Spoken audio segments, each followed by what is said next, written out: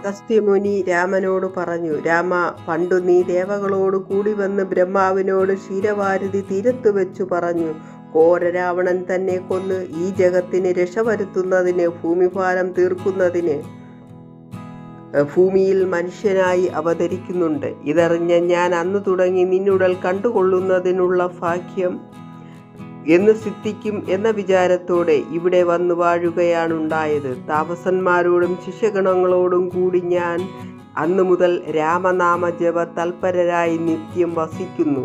ലോകസൃഷ്ടിക്ക് മുന്നമേകനായി ആനന്ദനായി ലോകത്തിന് കാരണമായി മായാശ്രമമായി കർമ്മം ചെയ്യുന്ന നീ ഗുണങ്ങളെ അനുസരിക്കുന്നു. മായയ്ക്ക് അതീതരായവർ സംസ്കൃതിയെന്നും വിദ്വാൻമാർ അവിദ്യയെന്നും പറയുന്നു. നിന്നുടെ മായയിൽ നിന്നാണ് മഹതത്വമുണ്ടായതെന്നും ആ മഹതത്വത്തിൽ നിന്നും അഹങ്കാരമുണ്ടായി എന്നും പറയുന്നു. അങ്ങനെ പണ്ട് മുതൽ തന്നെ മഹതത്വം, അഹങ്കാരം, സംസാരം എന്ന് മൂന്നായി നിന്നെ അറിയുന്നു. ഇവ മൂന്നും അനുസരിപ്പിക്കുന്നു. വേദാന്തികൾ പറയുന്നു, ഉപനിഷത്തുകൾ നിന്നെ അവ്യാകൃതമെന്നും മായാദേവിയെ മൂലപ്രകൃതി എന്നും പറയുന്നു. സാത്വികം, രാജസം, താമസം എന്നീ പേരിൽ അറിയപ്പെട്ടു. താമസത്തിങ്കൽ നിന്നും സൂക്ഷ്മ തന്മാത്രകളും ഭൂമിയാദി സ്ഥൂല പഞ്ചഭൂതവും ഉണ്ടായി. പിന്നെ രാജസത്തിൽ നിന്നും ഇന്ദ്രിയങ്ങൾ ഉണ്ടായി. തേജോരൂപങ്ങളായ ദൈവങ്ങളും ഉണ്ടായി. സാത്വികത്തിങ്കൽ നിന്നു മനസ്സുണ്ടായി. സർവവ്യാപ്തമായ സ്ഥൂല സഞ്ചയത്തിൽ നിന്നും വീരാട് പുരുഷനുണ്ടായി. ആ വീരാട് പുരുഷനാണ് ചരചരാത്മകമായ പ്രപഞ്ചമായത്. പ്രപഞ്ചത്തിൽ ദേവകൾ, മനുഷ്യർ, തീക്കുകൾ തുടങ്ങിയ ജീവന്മാരും സ്ഥാവരങ്ങളും ഉണ്ടായി. നിന്റെ മായാഗുണങ്ങളെ ആശ്രയിച്ചു തന്നെയാണല്ലോ ബ്രഹ്മാവും വിഷ്ണുവും മഹേശ്വരനും ഉണ്ടായത്. ലോക സൃഷ്ടിക്ക് രജോ ഗുണമാശ്രയിച്ച് ബ്രഹ്മാവ് വിഷ്ണുവിൻ്റെ നാഭീകമലത്തിൽ നിന്നുമുണ്ടായി. സദ്ഗുണത്തിൽ നിന്നും വിഷ്ണു രക്ഷിപ്പാനും തമോ ഗുണത്തിൽ നിന്ന് രുദ്രൻ സംഹരിപ്പാനുമുണ്ടായി. ബുദ്ധി ജാതകങ്ങളായ വൃത്തികൾ ഗുണത്രയം അംശിച്ച് ജാഗ്രത്, സ്വപ്നം, സുഷുപ്തി തുടങ്ങിയവയും ഉണ്ടായി.